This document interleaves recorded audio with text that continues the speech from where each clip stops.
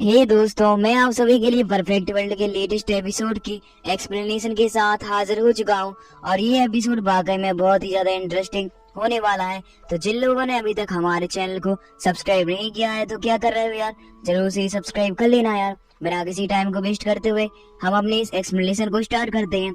तो जैसा कि परफेक्ट वर्ल्ड के लास्ट एपिसोड में हमने देखा कि एलेक्स सेलेस्टियल किंगडम में आ चुका था, जहां पर उसकी मुलाकात सेलेस्टियल किंगडम की एक ग्रैंड लेडी से होती है।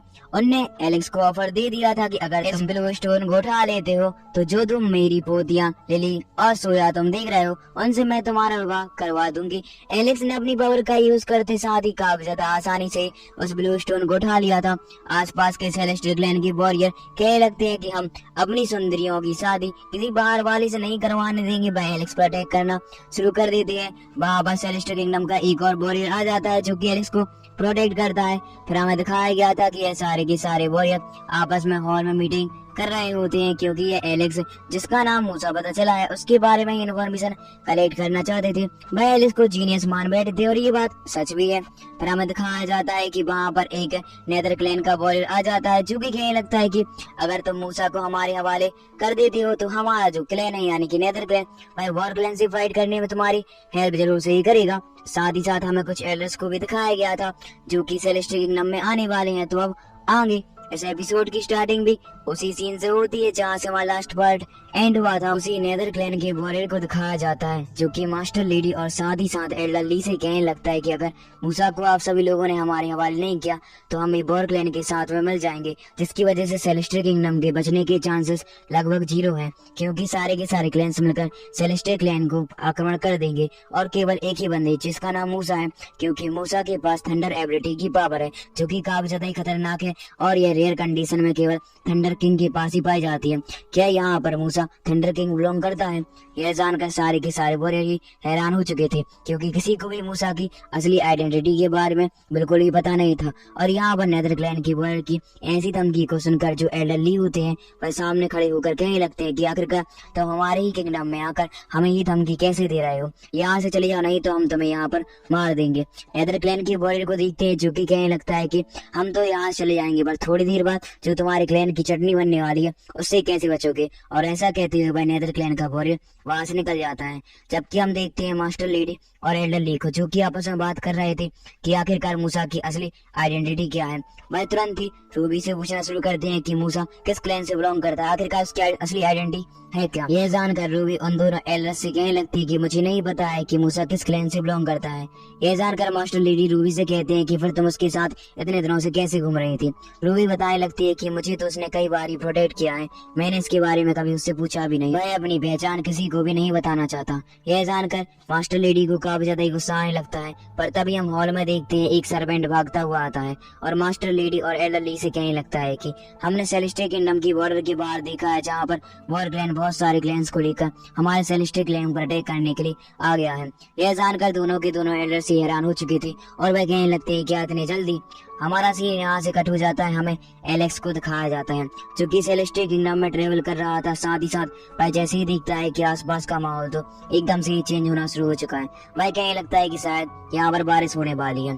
पर तभी हमें दिखाया जाता है कि जो मास्टर लेडी होती है और एल्डर ली अपनी अपनी स्पेशल पावर का यूज करते साथ ही एलेक्स पर अटैक करना शुरू कर देते हैं, जिसकी वजह से हम देखते हैं कि एलेक्स के ऊपर एक बहुत ज्यादा बड़ा ताकतवर सा स्पेशल प्रेशर आना शुरू हो चुका था। यह जानकर एलेक्स कहने लगता है कि आखिरकार यह किसने किया है। हमें दिखाया जाता है कि यह दोनों के दोनों एल्डर्स मिलकर किसी होली मिलर का यूज कर रहे होते हैं जिसकी सहायता से एलेक्स की असली आइडेंटिटी रिवील हो जाए। पर यहाँ पर तो कुछ होता भी नहीं है, क्योंकि यहाँ पर हमें दिखाया जाता है कि एलेक्स ने अपनी बहुत सारी टेक्निक्स को बाहर निकाल लिया था, जिसकी सहायता से वह उस स्पिरिचुअल प्रेशर को नैलिफाई करने का ट्राई तो करता है पर इसमें बार बार वह असफल होता जा रहा था।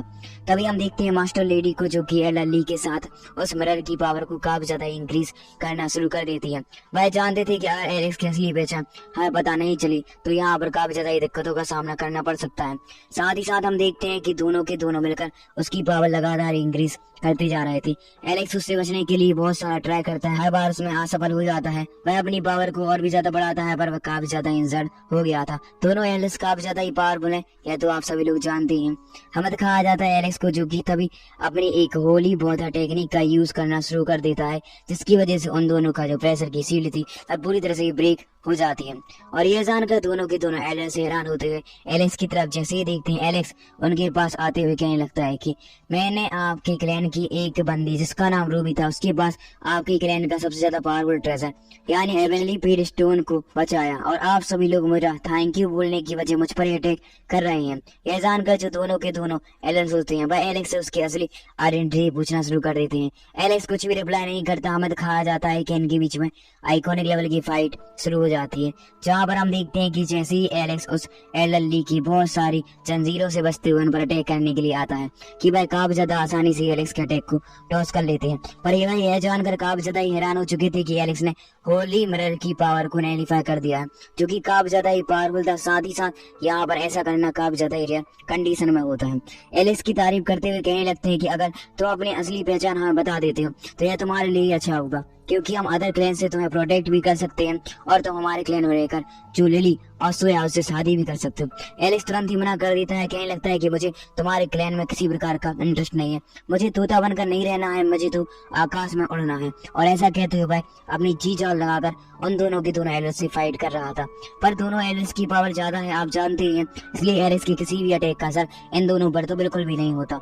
एलेक्स कुछ भी कर ले इनको नहीं हरा सकता। पर तभी हम देखने के लिए मिलता है कि जैसे ही एलेक्स अपनी किसी टेक्निक का यूज करते हुए अटैक करने के लिए आता है कि एलेक्स अपनी पावर के यूज करते साथ ही एलेक्स को अपनी जंजीरों में कैद कर लेते हैं। हमारा सीन तुरंत ही यहाँ से कट हो जाता है।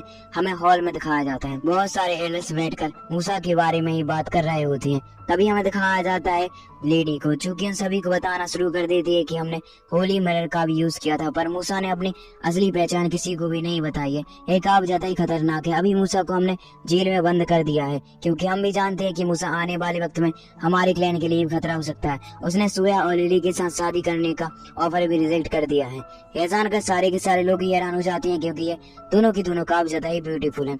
पर तभी हमें दिखाया जाता है कि वहाँ पर जो मास्टर लेडी होती है वह एक और बात बताते हुए कहने लगते हैं कि अगर एलेक्स के पास इन्फिनाइट ट्रेजर के साथ साथ थंडर किंग की उपाधि भी है तो यह तो काफी ज्यादा ही खतरनाक है। हो सकता है कि एलेक्स कोई घुसपैठिया हो और यह अपर वर्ल्ड में हमें सबको तबाह करने के लिए इस प्रकार का चाल रच रहा हो। पर तभी हमें दिखाया जाता है कि वहाँ पर जो रूबी होती है वह इसके लिए तुरंत ही मना कर देती है, क्योंकि एलेक्स ने उसकी जान कई बार प्रोटेक्ट की है। मास्टर लेडी ज्यादा रूबी की बातों पर ध्यान बिल्कुल भी नहीं देती। तभी हमें दिखाया जाता है कि उस हॉल में एक थंडर बेल ट्रेजर अपेयर हो जाता है, जो कि शायद किसी और क्लैन से आया है। इसके बारे में मैं कन्फर्म आपको नहीं बता सकता, पर वह थंडर बेल ट्रेजर में से आवाज आना शुरू होती है, जो कि उन दोनों एल्डर यानी कि मास्टर लेडी और एल्डर ली से बोलने लगती है कि अगर मूसा की असली आइडेंटिटी तुम सभी लोगों ने पता नहीं की तो तुम्हारा क्लैन खतरे में पड़ सकता है। इसलिए अच्छा यही होगा कि तुम मूसा के बारे में जितना ज्यादा हो सके चाहे उसको टॉर्चर करके या किसी भी हालत में उससे बाहर निकलवाओ, क्योंकि अगर ऐसा नहीं होता है तो अपर कलर की बहुत सारे जो क्लैंस है वह तुम्हारे खिलाफ हो जाएंगे। और ऐसा कहते हुए वह तुरंत ही वहां से डिसअपियर हो जाता है। और यहाँ पर आप इस बेल ट्रेजर की पावर का अंदाजा इस बात से लगा सकते हैं कि दोनों के दोनों एल्डर्स मास्टर लेडी मास्टर ली दोनों के दोनों इसके ऊपर ग्रीड करते हैं, मतलब झुक चुके थे। मतलब ये किसी अन्य क्लैन से आया होगा, चूंकि सेलेस्टियल किंगडम से काफी ज्यादा ही पावरफुल हो सकता है। दिखाया जाता है कि उनके क्लैन के बाद बहुत सारे अदर क्लैन आ चुके थे, जो कि वॉर क्लैन के साथ मिलकर आए हुए थे, और अब सेलेस्टियल किंगडम की फटनी चार होने वाली है।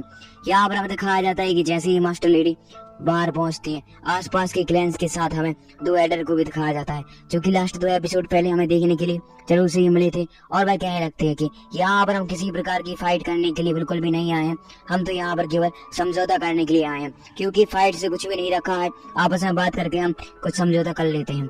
तभी हम देखते हैं कि उनमें से जो वॉर क्लैन का एडर होता है वह कहने लगता है कि अगर आप सभी लोगों ने मूसा को हमारे हवाले नहीं किया और उसकी असली पहचान नहीं बताई तो सेलेस्टियल किंगडम आज तो जान से जाने ही वाला है। यह जानकर जो मास्टर लेडी होती है वह कहने लगती है कि नहीं, हम मूसा की असली पहचान के बारे में नहीं जानती, हमने तो और होली मिरर का भी यूज करके देख लिया है, और उसने होली मिरर की पावर को नैलिफाई कर दिया, तो इससे ज्यादा हम और क्या कर सकते हैं। साथ ही साथ अभी हमने एलेक्स को प्रिजन में बंद करके रख दिया है।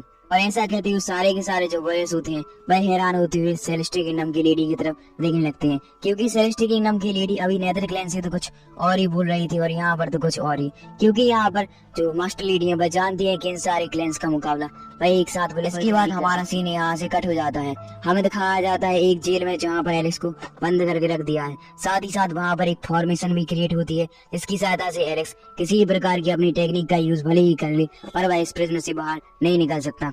एलिस अपनी lion thunder technique, phoenix bird technique और बहुत सारी अदर टेक्निक का यूज करता है। फर्नेस की पावर का भी यूज करने का ट्राई करता है, पर यहाँ पर इन सारे के सारे बंदों ने फॉर्मेशन क्रिएट करके उसकी स्पेशल पावर को ही सील कर दिया है, जिसकी वजह से यहाँ पर एलिस कुछ भी नहीं कर पा रहा था। और आप एलिस की हालत देख ही सकते हैं कि उसके मुंह से भी खून निकल रहा है।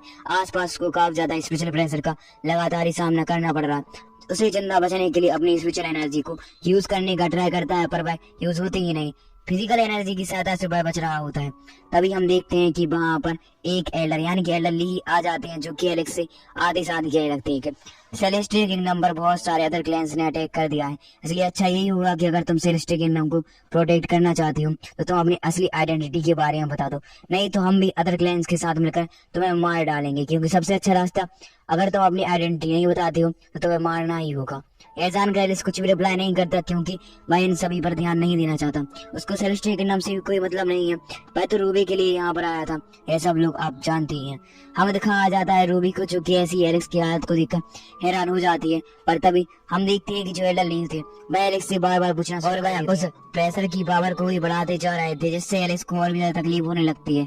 पर तभी हमें दिखाया जाता है रूबी को, जो कि काफी ज्यादा ही एलेक्स को दुखी देखकर उनसे कहने लगती है कि कृपया हमें माफ कर दीजिए, क्योंकि एलेक्स ने ऐसा कुछ भी नहीं किया है। वह अपनी असली आइडेंटिटी नहीं रिवील करना चाहता तो मत करने दीजिए। वह काफी ज्यादा ही अच्छा बंदा है, उसने मेरी जान कई बार बचाई है। यह किसी प्रकार का प्लान नहीं हो सकता, क्योंकि मैंने देखा है। यह जानकर जो मास्टर ली होते हैं वह कहने लगते हैं ऐसा नहीं है, क्योंकि एलिस अगर असली पहचान नहीं बताता है तो उसको लिए मरना ही जरूरी होगा। यह जानकर रूबी काफी ज्यादा गिड़गिड़ाना शुरू कर देती है। जबकि हम एक बंदे को देखते हैं जो कि रूबी का हाथ पकड़े हुए था। वह रूबी को नहीं जाने देना चाहता था, वह रूबी से शायद प्यार भी करता है। पर यहाँ पर रूबी, जो कि एलिस के लिए मर मिटने के लिए तैयार थी, वह कहने लगते हैं कि कृपया माफ कर दीजिए एल्डर, माफ कर दीजिए, एलिस को बख्श दीजिए एक बार, कृपया इसको एक मौका दीजिए। यहाँ पर रूबी गिड़गिड़ा रही होती है कि वह हमारे मेन कैरेक्टर एलिस के लिए, पर वह जो एल्डर ली होते हैं वह कुछ भी रिप्लाई नहीं करती। और इसी के साथ हमारा ये फर्स्ट पार्ट एंड हो जाता है। इसका नेक्स्ट पार्ट आने वाला है 2 घंटे बाद। Thank you for watching and keep supporting. मिलते हैं नेक्स्ट एपिसोड में। Bye bye.